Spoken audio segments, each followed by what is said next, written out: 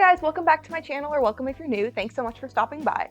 So today I've got a really fun video, I think. So backstory is I've been really enjoying watching Reddit reactions, particularly Jamie Wolfert. She's a wedding planner. I'm not getting married, she's just very entertaining. So I thought it'd be fun to do a crochet themed one. So I don't really use Reddit at all. So I literally Googled crochet Reddit and found different crochet confessions, etc.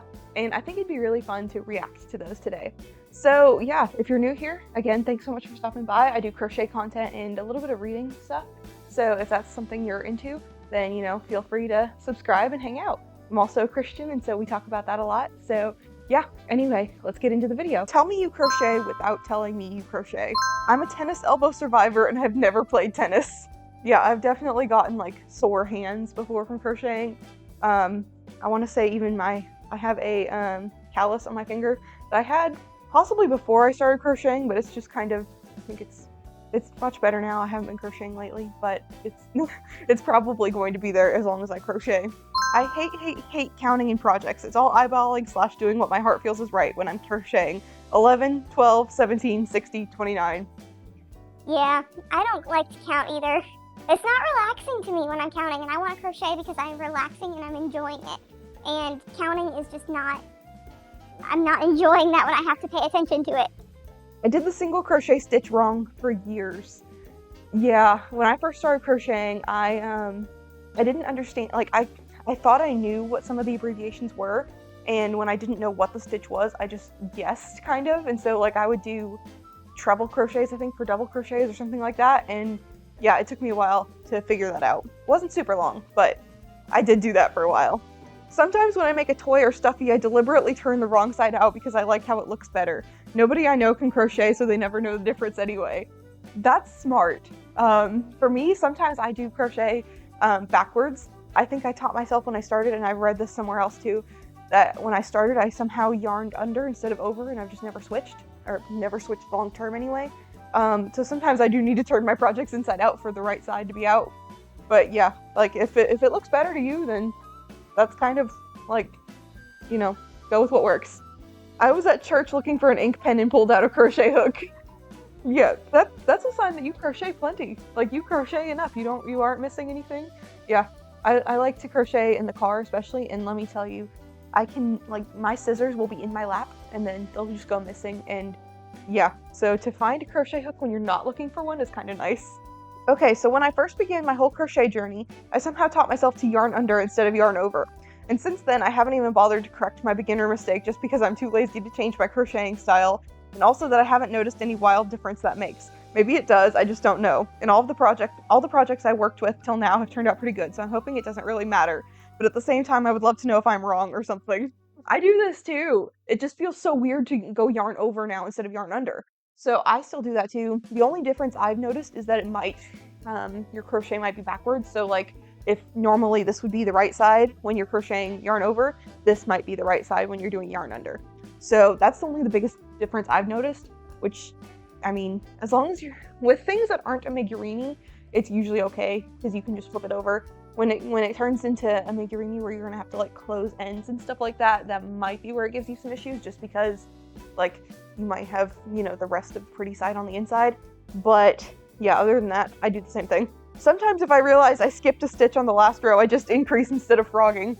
Yeah. So me and patterns don't exactly get along.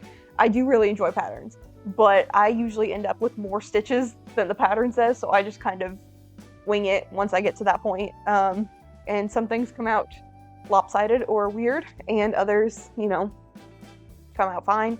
But yeah, sometimes I do frog projects just because, like, if I'm in the space where I really need something to look perfect. So like my jellyfish, I did undo that a couple times because I wanted it to look perfect. But yeah, yeah, it's, I usually just deal with it when I missed a stitch or added a stitch or whatever. I never ever do a test square to check my stitch or hook size. Me either. No. Yeah, I don't. My husband has a policy. We do not speak of the yarn. I stay happy, he stays quiet.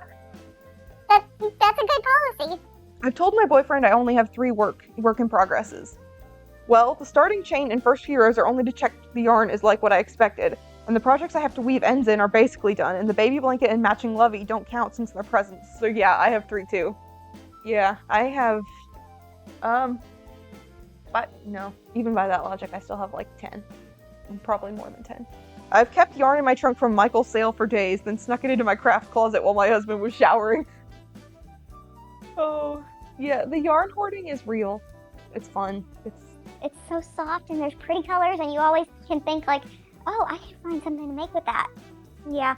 I'm so done with weaving at ends that I've started backing blankets with fabric and letting those threads hang loose inside. And now my fabric stash is getting out of control again. Okay, but that's a really good idea. As long as the front, like the crochet portion, doesn't have like a bunch of holes. Like I do granny square blankets until like there's holes. But as long as like there's not holes in your blanket where the thread would like be visible, that's a really good idea because like I mean if you do it as you go, it's not that bad. But if you are making like a granny square quilt where you've got like 20 granny squares, and like especially if you're doing color work with them and you've got, 2 or 3 different starts and stops per square, that's a lot of ends. And then not to mention like a border and things like that. I do like to crochet over my ends so I can try to avoid weaving in ends as much as possible. But yeah, I stayed up until about 8 a.m., almost 24 hours with no sleep, finishing a shawl, tassels, and everything. I wouldn't have been able to sleep sound knowing that shawl was so close to being finished, but not quite. The latest I've stayed up crocheting was 2 or 3 in the morning, I think. And it was because I was making a blanket and I needed to have it for the next day. And so I finished the last, if not half, last third probably of the blanket within like a 24-hour, almost 24-hour, a little more than 24-hour time span. So yeah, and yeah, so staying up late sometimes is not the fun part, but I can also see like being too excited to sleep because your project is so close to done. I get about 85% done with a project and put it down for no reason and start a new one. You've got me beat. I probably don't even get to 85%. I've shown some of my works in progress before on here. I have things that like, I have a stuffed dog I was crocheting and it's literally only a head and I never went back and finished it.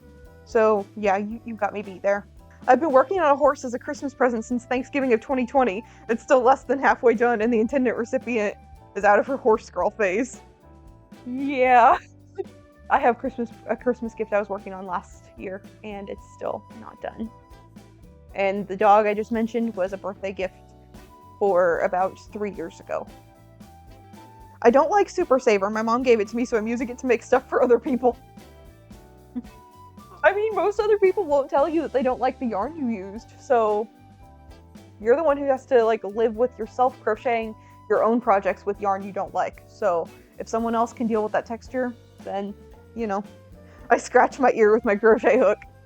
I start out using patterns, and when I realize I've made a mistake, I wing it instead of going back and fixing it. Same, yeah, just if you've realized and you don't even, like sometimes for me, I don't even know for sure. I'm pretty sure I've made a mistake, but maybe I've done it right.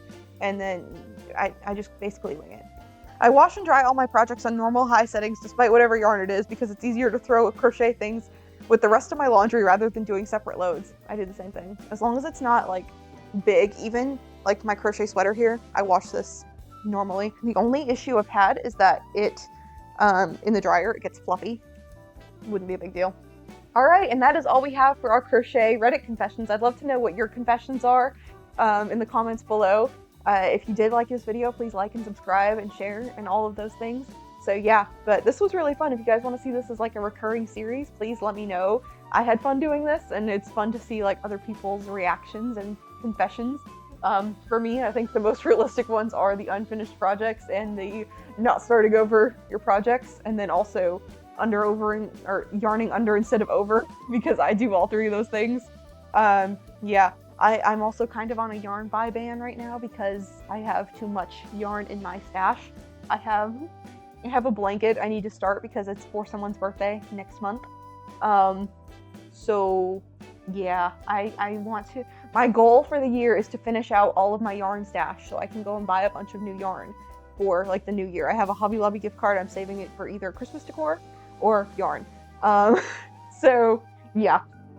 But anyway, yeah, thank you guys so much for watching. I hope you know that Jesus loves you so, so much. You are so special. He died for you and to cover your sins because he loves you that much and because he wants you to be that close to him, and you are so special. So yeah, thank you again for watching. I hope that this kind of brightened your day and was a little bit of a blessing. So bye.